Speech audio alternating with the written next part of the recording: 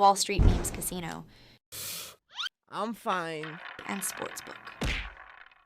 This is Oscar Bevis for IFLTV. Fight week in your manner. Yeah, we done one I think last week where I asked about nerves, etc. headed into a fight week.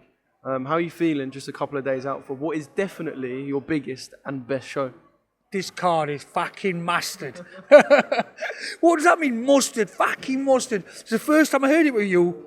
I think you one of our shows said, "Oh, fucking mustard." I go like that. I heard that one before, but yeah. You know what, I get this. I'm from West London, yeah. And every time I say something, people take it as like the EastEnders Phil Mitchell type. But just fucking mustard, mate. No, like back here, just fucking mustard. You all sound the same down there. You know, you're from the same manner. No, I'm joking. Listen, Are you generalising or? No, would I do that, Oscar Bevis?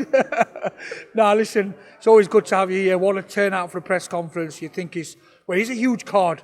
You know, it's a huge card. It's a big card for anywhere. You know, if this were on another platform, any platform with a big TV deal or whatever, nobody would raise an eyelid. You know, it's cracking card. But listen, before we start, I want to start a bit of sad news and pay my tributes and prayers for Willie Limon, who's, you know, tragically we lost, you know, recently, a great fighter.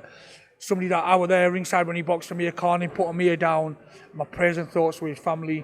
For somebody who's actually, I've lost my brother in 2005. I understand the difficulties his family's going out there. And if you are listening, you know, there's people out there praying for you, thinking about you. And the boxing circles, as much as there's a lot of rivalry and back and forth, we are a small community. We stick together. And my prayers and thoughts are Willie Limon. And on that note, anybody suffering out there, because a lot of people seem to be ill. And on that note, just want to say that, start the interview with that. But yeah. On that, it's a good time. Yeah, kind of echo what you say about Willie Limon. I think, like you said, boxing is a small community. So when there are things like this, kind of do seem to bunch together and kind of pray for people. Pardon me. So Shaq is headlining the card. That little documentary you done was wicked. I've put it on IFLTV. Really good. You speak highly of him. Adam speaks highly of him. I don't know if there's a little bit more pressure on his shoulders now, but GBM seem to be all in on the Shaquille Thompson journey. You genuinely think this is a fighter who's going to go all the way? Yeah, I reckon apart from the top three in Britain, he beats everybody. Simple. You got your Hamza Shiraz, Eubank and Liam Smith. Anybody other than that, in the middleweight division in Britain, Shaquille Thompson beats him. And I reckon he beats him now, but obviously we've got to work him and get him experience on these 10-rounder fights, get a win. You know, he's not got an easy fight on Saturday night. Get the IBF, WBO under him. And listen, we're going to push him. He really wants to go all the way. I believe he beats everybody. I think Shaquille, for a 6'3" guy, I said it a few times, the biggest attribute he's got, you think is his range, is his ability to fight on the inside of the pockets. He's excited, he's got power. And I feel like since he signed with GMA, he's got a little bit of sparkle in his eyes. He's got that belief and that kind of bit of venom in him, a bit of that viciousness in him. I think he's got that, and he's a massive signing for us, and somebody that we think, you know, is going to go on to win better titles after titles after titles. I mean, he's a specimen of a man at 6'3", so when you add the boxing to that, he is a serious threat. Obviously up there for the first time on the mic with your two Irish boys as well. You mentioned about shows overseas. Obviously, they got jobs to do on Saturday. But when you look at your stable as a whole, obviously, them Irish guys specifically in Tiernan Bradley and Kieran Malloy, when you look as a whole, 18 months to 2 years, this stable will probably be looking at like a world-class stable. Would that be fair to say? Yeah, that's fair to say. 18 months. You know what I'm like. I'm always in a fast lane. I'd say 12 months, but listen, who knows? Listen, yeah, you know what I'm like. I want to push it, but sometimes I've got to calm myself down. I put a lot of passion into this game. I put a lot of time and energy into it, so I want to push it. But sometimes that's why having people like Adam Smith and people like Alan, Steve Lewis around me, experienced guys who've been in the game for a long time, can kind of make sure I'm making the right moves and guiding me rightly. But yeah, 12 to 18 months, we will be a strong force. I believe honestly, we're one of the best promotion outfits in the country right now, and you know that's a crazy statement to make, really, to say we've only been in it 2 years and people like you said doubted us, didn't really last. We're there and we're a force to be reckoned with. Well, I had Kieran Malloy saying he wants world title fights in 2 years. I had Tiernan Bradley saying that he'd knock out Adam Azim. So I guess these are two guys who want to get moving as well. Yeah, the characters that, you know, when I was sat on that press conference, I looked to my left hand side, you had Harvey Lambert, Tiernan Bradley and Kieran Malloy. They've had 500 amateur fights between them. It's fucking insane. You know, not many losses as well, so it's quality to have these guys. And the thing is, when you've been in boxing for so many years as a 7-year-old, having 200 fights, You're only in it to win world titles. You're not in it just to have a bit of experience and to say you've done it. You know how hard it is. You know how tough it is. You know how much discipline it takes. You want to win the titles, and that's what these guys do. They excite me. They excite me as a promoter. You know, yeah, I'm quite excited on these interviews, and I've got a lot of energy. But when I see guys like them, it just gives me that oomph to put more into them. Shaquille Thompson, another one. Arlo Stevens, and then we've got the big man on the show, Huey Fury. He's back, and he's back on a GBM card.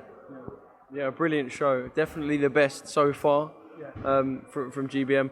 But then you go to London. It's a tough job taking on York Hall. I will say, you know, as someone who's been there, it's not the most spick and span place in the world, but it's a place that on May the 25th, you lot are going to give it that little touch. Yeah, listen, obviously we're going to London, being British born, you know, it was important for me to go to iconic value like York Hall Halls, going to that venue. Could have other options, but I wanted that tick. And I said every time, I said it in an interview previously, when we go to London, I want to go to York Hall. But I'm going to put my neck on the line like I always do, giving it the large one, and I'm probably going to end up regretting this, but we're going to do York Hall like York Hall's never been done before. We're going to do something different. We've got a massive plan for it, and we're going to make it different. We're going to give it a real spin to it, and yeah, I'm excited. Some of the plans I think, I don't know how they're going to do it. We're going to have a week of construction in there, but we're going to do something different.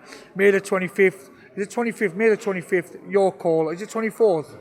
Oscar, you're selling me show wrong. It's your show. Yeah. I might have got it wrong, but it's your show. I've been talking a lot of bollocks for the last hour or so. The last hour? The last fucking 18 months? You cheeky bastard. 18 months. All right, 18 months. But yeah, we've got 24th or 25th of May, but you're going to do York Hall, that's all we know. York Hall's happening. It's a cracking card. We're coming to London. I'm sick of being the best promoter north of England. I want to be the best in country and take everybody on. No, Oscar, that's a clickbait for you there. But nah, listen, I've said it before about spreading our brand, spreading our kind of production, spreading our team, signing fighters. And it's important as a promoter when you sign a fighter. So if I want to sign London fighters, I want to make sure I'm delivering in the home fans so they can come and watch. I hear a lot of fighters saying, yeah, we signed with a certain promoter, but we're never boxing at home. They're in Birmingham or they're somewhere where they're not based or close to home. And same with the Irish boys. We're going to put an island show on. So Kieran Malloy and Tina Bradley can go out there and sell to the fans and showcase what they've done. It's important as a promoter to spread our shows up around the country, and that's what you're going to see. Where we're going next, we're going London, Coventry, Ireland, Leeds, Manchester, wherever. Listen, we're gonna have fun this year. Yeah. Well, when you do London, you can finally say fucking mustard, and you'd have earned the right to say that. Yeah. We're gonna say fucking mustard all there, all this fucking this, up the stairs, up in pairs, all that bullshit you guys talking about. Talking of wanting to be. You guys don't even see Yorkshire in England, do you? You reckon you need a passport? You know, where you're from, Sheffield, where's that come? We're one of the biggest cities in the country, but you think you need a passport to come into Yorkshire. But listen, Oscar, we've adopted you, you're accepted, you're part of the team. I've seen a few Yorkshire bit of slang in you now. You're not going to have that. No, that's bollocks. Anywhere above Watford, I get a nosebleed. So sorry about that. I've got to ask you quickly, right, because I can't keep you for too long.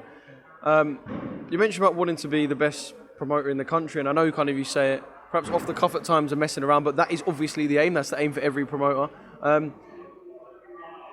The levels, you spoke about the levels before to reach out your Eddie Hearns and your Frank Warrens. When you watched that 5v5 the other day, the press conference, surely all that can do is inspire you, because that was production value. It was like a Hollywood film set. Like that 5v5 the other day was something else. Absolutely quality. So good to see, from my eyes, the top two promoters in the country working together, making fights happen. And listen, it's great. Let's make it happen. You know, Frank and Eddie are working together. Maybe, I don't know, maybe Izzy Asif is going to be mixing there soon. Who knows? You know, who knows what's going to happen? But listen, I don't make it a secret. I'm not coming into this just to be another promoter who's putting a few shows on, having a bit of laugh, talking a bit of crap on camera, doing a few press conferences. I want to be one of the best promoters in the country and that. And you see a lot of promoters who probably not got the platforms, don't kind of make that brash statements, but I put my neck on the line. That's the way I've done it all my life. I believe in myself, I believe in my team, I believe in our products, and listen, why not? You know, I'm only going to try my best to see what happens, but it's great what these guys are doing up there. And the Saudi things, yeah, it gets a bit of a stick that, you know, it's killing away British boxing, but the fact is the big fights are happening, and that's what you're going to see with that kind of money. The fights that we probably won't get or make happen, and I believe the Saudis will bring the fights, big fights over to the UK as well, and that's going to be next step. Well, we're hearing about a Wembley 5v5, so there, I suppose there's kind of some clarification of what they might do over here. How do you think the score ends up without trying to upset either Eddie or Frank? I know they've got like a scoring system for knockouts and what's it, but if we're just taking it on victories, how does the score end up? So right, I'm going to give Hamza Shiraz a win because he's a mate. I'm going to give Willie Hutchison a mate, another win as well because he's a friend of mine. I like Nick Moore. He's got a tough fight, but I reckon. So far, you've 3-0'd Frank Warren. I reckon Deontay Wilder's going to come back, and I think he's going to bring that spike back. I don't believe it right. So who else is on there? Who else we've got on there? Now that's a good one. But Dubois always surprising you. The thing with Daniel Dubois, people write him off a few times. He's only at a certain level, but he always delivers. You know, even against Usyk, some people reckon he should have won that, and he were unfairly done by. I reckon Dubois got a good chance there. Yeah, it could be close. Listen, So you're saying 4-1 Frank Warren is what I'm hearing? 3-2. 3-2, yeah, I'm going to stick my neck on. I'm going to have to not sit on the fence, but it's a cracking card, and it's good that they're working together. These fights can happen, and it's good for British boxing, and it's good for guys out there, good for the fighters that earn a lot of money, and it will happen here again, and I think there's rumours about September something happening, which is great that it happened, but yeah, it's all good fun, and when people work together, promoters work together, the fights happen. Everybody's a win-win. Yeah, can't wait for that night on June the 1st. Just one more thing, have you been keeping track of Ryan Garcia and the last couple of weeks? What have you kind of made of that? Because I guess there's two ways to look at it. Yes, there's a bit of a sales pitch for the fight. It's a good fight otherwise, and perhaps you don't need too much of a left field sales pitch, but there's also the view that you could be looking at a fighter who perhaps mentally isn't in the best place. So just kind of how have you viewed the way that he's been acting of recent? I've not kept close eyes on it, obviously. I'm working hard on being one of the best promoters in the country. It's not easy, Oscar. It takes a lot of time, that kid. I don't have much time to watch stuff on socials when you're trying to be as good as I am. Yeah, but Garcia, my question is it a complete PR stunt? Is it someone that their team are just playing it? I really pray that he's in a good state and he goes there, which I believe he is, because he's got a lot of experienced people around him who've been around the game around a long, long time. And some of it's almost on the like stuff that I totally can't accept, some of the stuff he's done and said and put on. But on the other hand, I think, is this really happening, or somebody really pulling the strings and on a wind-up merchant? But sometimes boxing's a strange business. You don't know what's coming and what's going. But I hope he's in a good state and he goes into that good fight, in the fight in a good mental state. And people are talking about him. Yeah, that's what I said about it. Could it be one of the biggest PR stunts going? Possibly. Some of it's cringe, some of it's like, not my style, not something I want to see, but listen, I'm just focusing on us at the moment, so, you know, who knows, we'll probably have him on a GBM card if he's in a good place. Wall Street Memes Casino I'm fine. and Sportsbook.